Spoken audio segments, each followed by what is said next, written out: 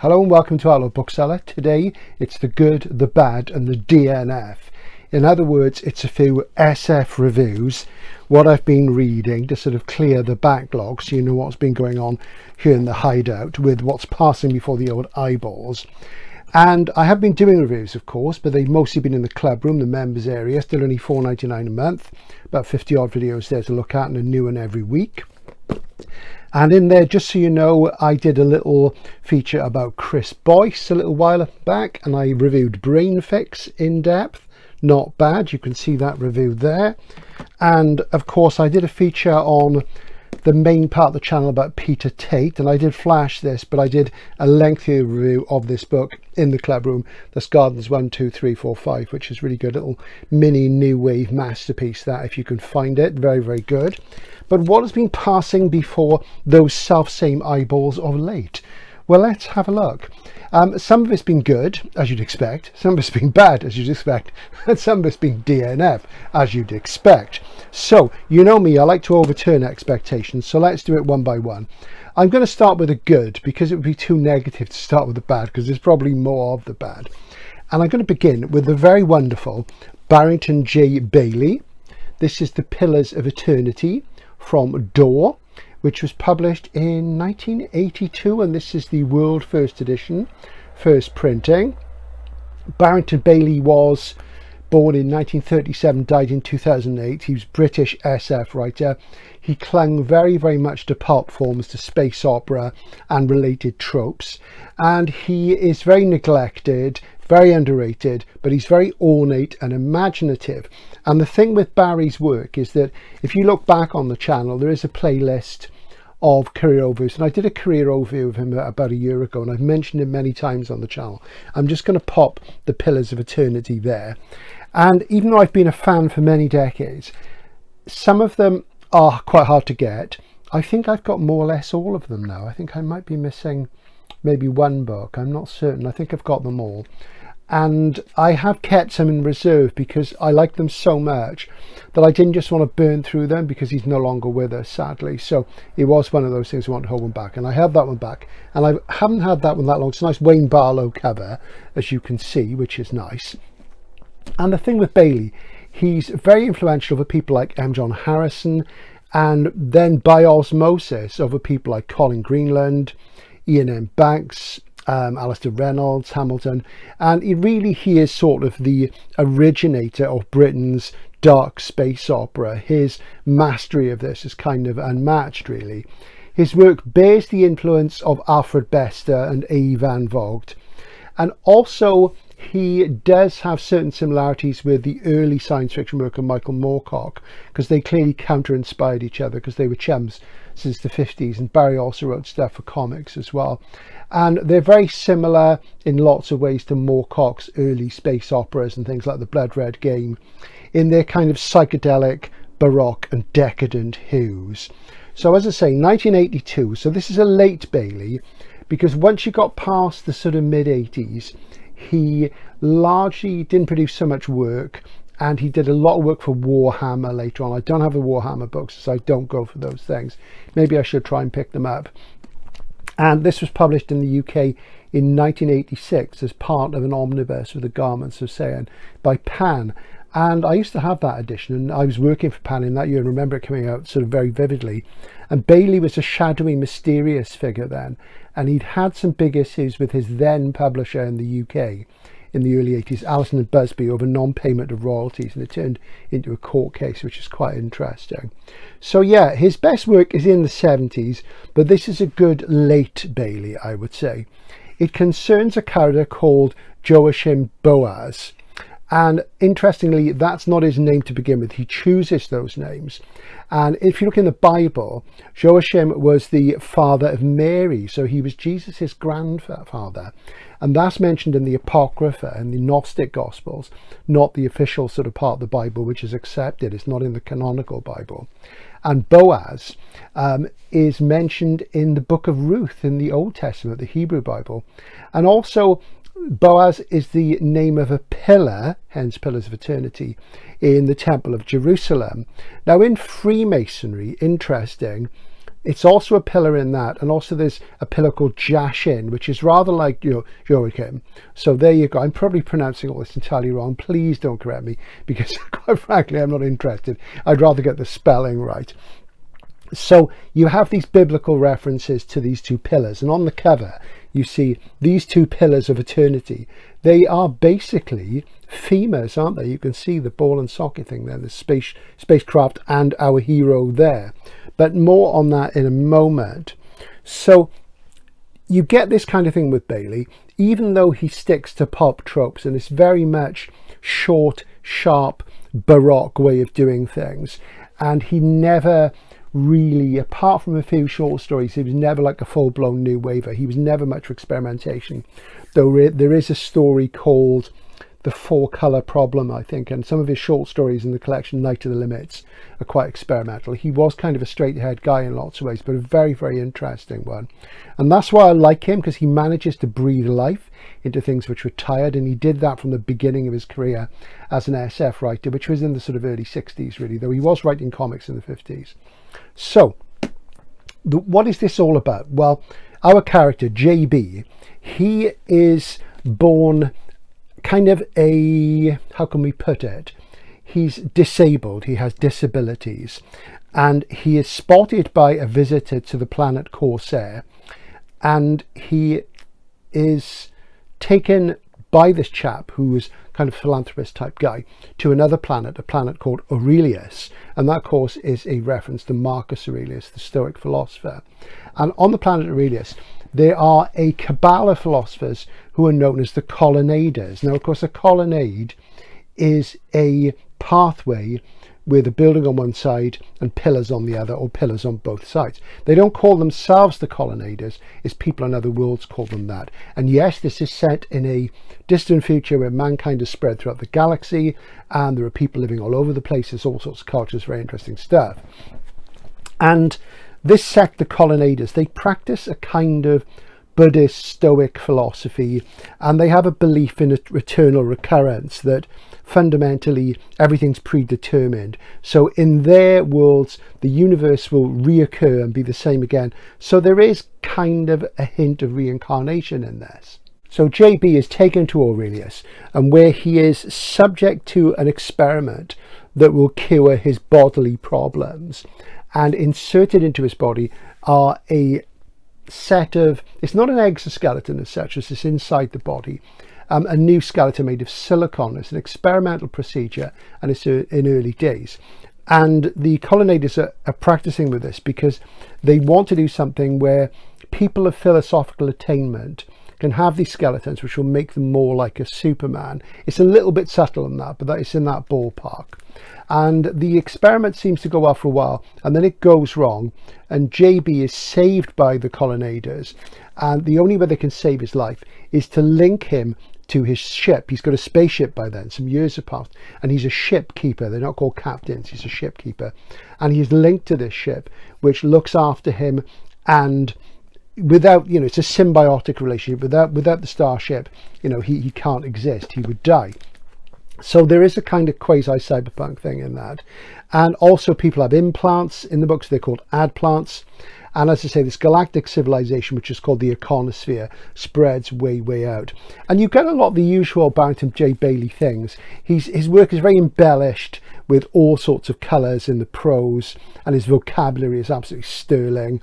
But he has a gloomy existential feel, which is really something that tends to wrong-foot people who like traditional space opera. He does anti-heroes, and as I say, he's quite Besterian as well.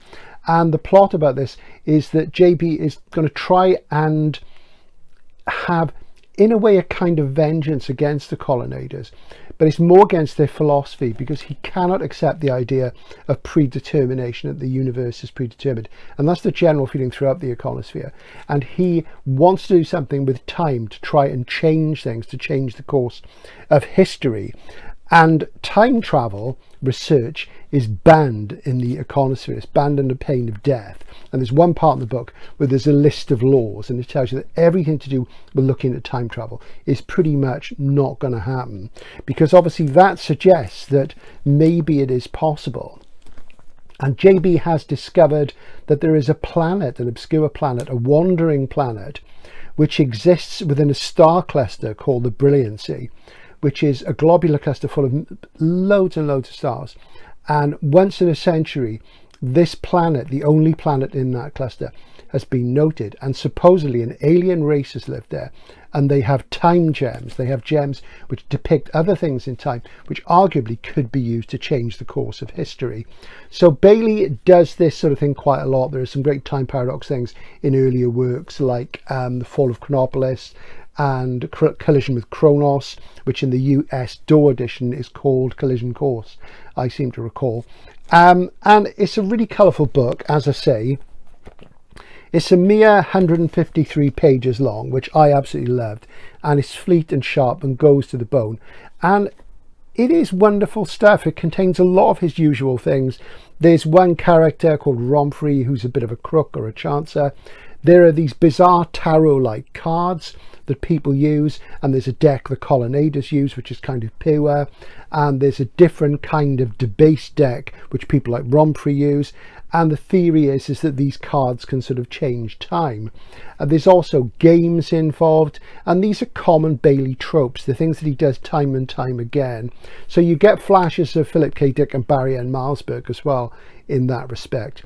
The only downside of this book for me was that there was a rather sudden ending which I wasn't entirely satisfied with, and I kind of got the feeling that perhaps Bailey was struggling at this point because of that court case and those sort of things, and that he wound the book up quickly because he'd reached the minimum word limit for DOE and they'd be happy with it. So it does feel a little bit rushed, and it's not quite as satisfying as his great work from the 1970s, which is the best. But if you see it, pick it up, because it's great stuff.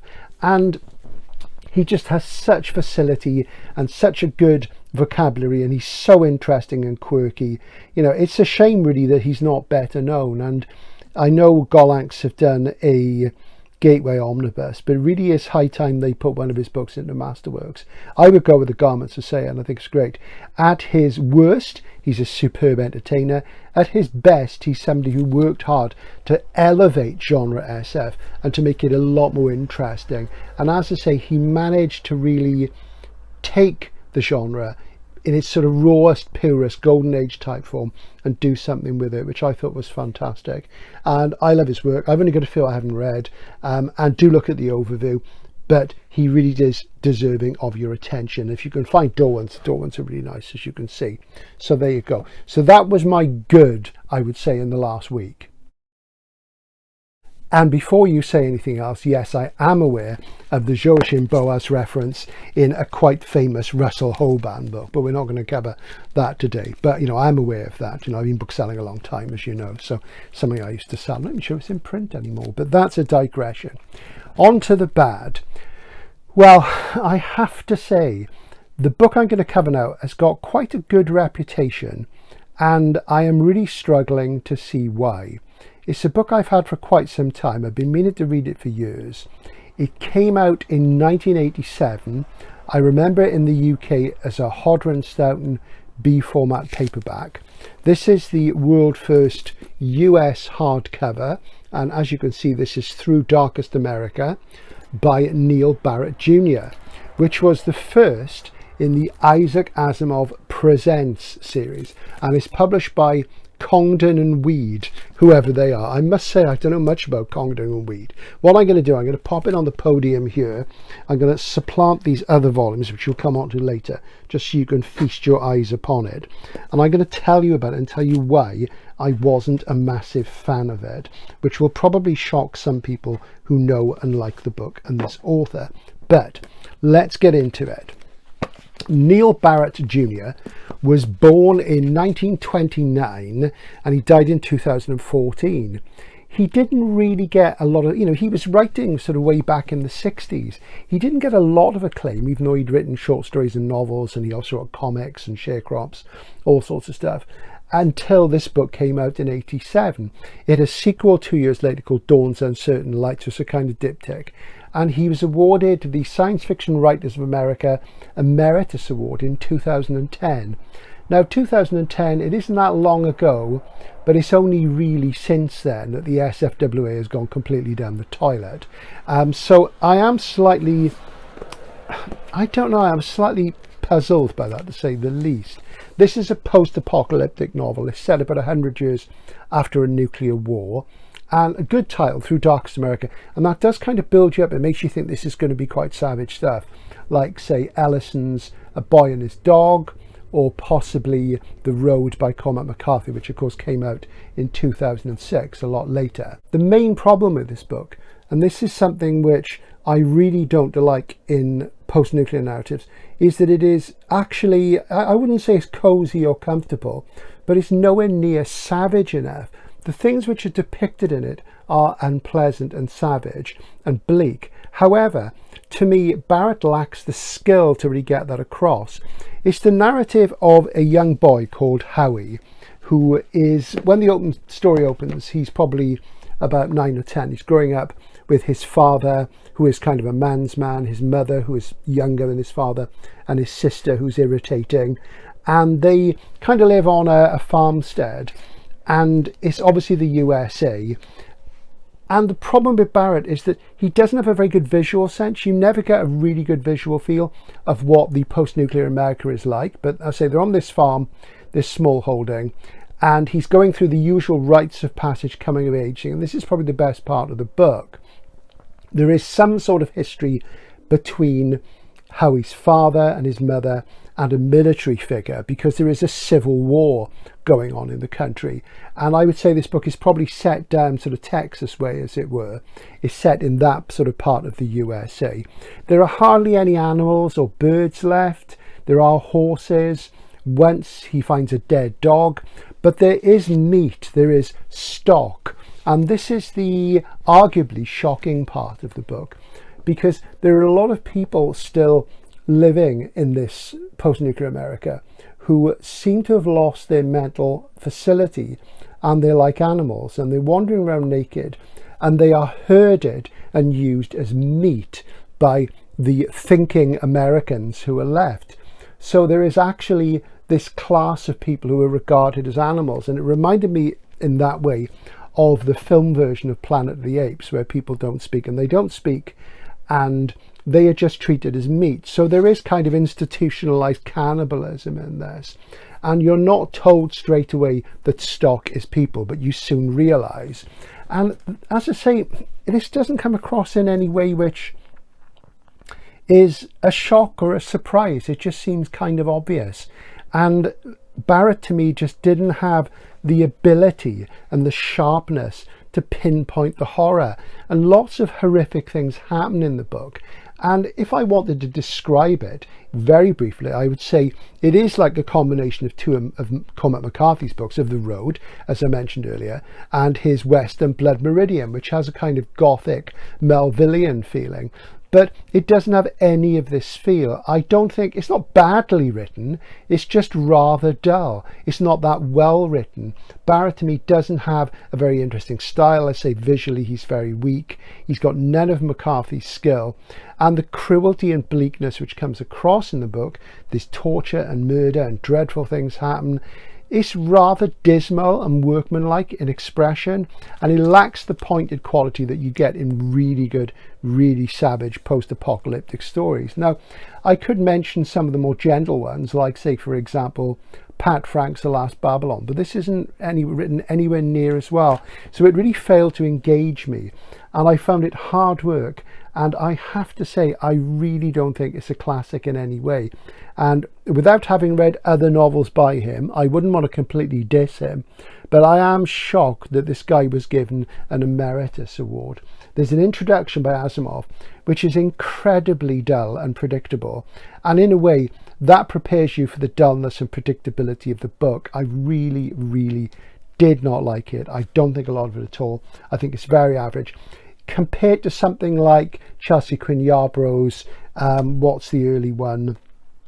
False Dawn. I mean, False Dawn is miles better than this. Miles better than this.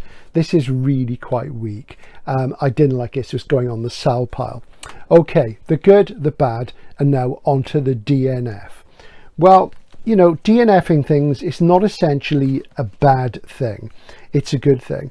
And the DNFs I'm going to show you are fundamentally, I could go back to them because they're short story collections. I picked them up and decided to give them a go. The first one is Rhinoceros by Terry Dowling, which I bought a while ago from Dorset Bob. Now there is a 3-volume version of this, which PS Publishing did. Terry Dowling's Australian. Harlan Ellison liked this a lot. It's a collection of short stories set in a future Australia where Aboriginals have a lot more rights. They have roads which are set around the dream time and certain paths and tracks. And I started to read the first story in this, which is called Colouring the Captains, and it introduces the central character who is known as Rhinoceros, and they have these sort of ships which sail on the sand, which makes you think of Moorcock's Ice Schooner. It also made me think of Ian MacDonald's first SF novel, the one set on Mars. Is it Desolation Road? Which I didn't like either, and this reminded me of that. It's got that sort of tone that MacDonald has, very fruity and rich, not quite as much so. And also it does get compared to Cordwainer Smith, and I can see that, but it lacks that particular chinoiserie that Smith had, that specialness that really elevates it. And the first story is narrated by an AI which resides in what I can only describe as a totem pole, which is beside one of these roads, but it's also entangled with the uploaded consciousness of two people, and you know, it's talking totem poles, and I really wasn't getting on with it, so I'm going to put it down. But I may come back to it. And sometimes when you get a mosaic like this with different stories from different points of view, it may work, but initially it didn't grab me. Ian MacDonald I think writes really well, but I don't like what he writes, if you see what I mean. The guy can write, and he writes beautifully, but what he writes about and what he writes really doesn't grab me. It really doesn't, I have to say. I didn't like Shaga either, and I've read numerous bits and pieces. So it is in that ballpark for me, but not quite that ornate. But I'll go back to it. Speaking also of DNFs, I want to mention a writer who I'm not sure if I have mentioned him before. I probably have, called Craig Key Street. Now, this is Craig Key Street's most famous book, which I bought as a remainder way back in the 1980s. And this is Burn Down the Night. And this is an autobiographical novel based on a night that Craig Key Street spent with Jim Morrison of The Doors. So it's set in LA in the late 1960s, and it was hugely remaindered. It was everywhere. Now it's quite a rare book. I think there is a print-on-demand edition. And I read this back at the time and quite enjoyed it as part of my rock and roll reading discoveries. And Craig Key Street is famous for being the first American Indian science fiction writer to really get anywhere. And he wrote lots of short stories, novels, primarily short stories. And back early in his career, you know, he used to get kudos from the likes of Borges, you know, and I've read stuff by him that's really good. He was involved with rock bands. He did a lot of time roadieing in the late 60s with various bands down in California. And as he gradually developed this career as an SF writer through the 1970s. And he's done some good stuff. But a couple of years ago, I picked this up. This is The Bleeding Man and Other Science Fiction Stories. And this is print on demand. I think they do a few of them. I've got a few of his books. And I have to say, I read 2 stories from this. And I think there's 5 in here altogether. And it really disappointed me. It opens with a narrative called Into Every Rain a Little Life Must Fall. And it's about a cop in a near future America who is basically in like a pod on a couch, and he's jacked into all sorts of AI surveillance cameras, what have you, and he comes across somebody who's walking around and he's sort of keeping an eye on things, and there's an old guy walking down the street in the rain in an American city, and he can't identify this guy, and everybody has got brain chips and what have you, and it's a kind of nothing narrative, and the way it was written is really very obvious, and I didn't like it at all. I then moved on to the second story in this, which is, it's a problematic thing, because of course if you're from Native American stock, you know, the expectation is that you are going to write some stories which call upon that, and you know, that's fair enough. And basically I've read some of these things by him, and they're very spiritual and symbolic. And a lot of the time you are thinking, what is this supposed to be about? And maybe it's because I'm a white European, I can't get into that sort of whole thing, but they feel more like fantasy stories. And there is this story called White Brothers from the Place Where No Man Walks, and it's all very sort of vague and late Lagan and woo-woo, and it did absolutely nothing for me. I mean, that kind of fabulous writing where you can invoke symbolism and vague shades of meaning on the occult. I mean, there's tons of it out there, and I find it completely boring, I have to say. So I'm putting this down. So that's a DNF as well. I may well go back to it.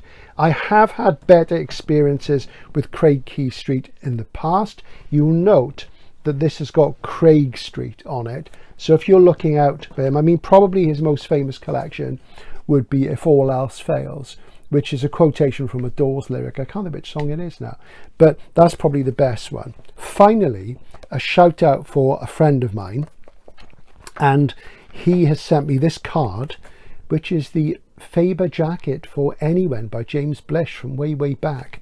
And this is The City by the Sea by Alistair McNaught.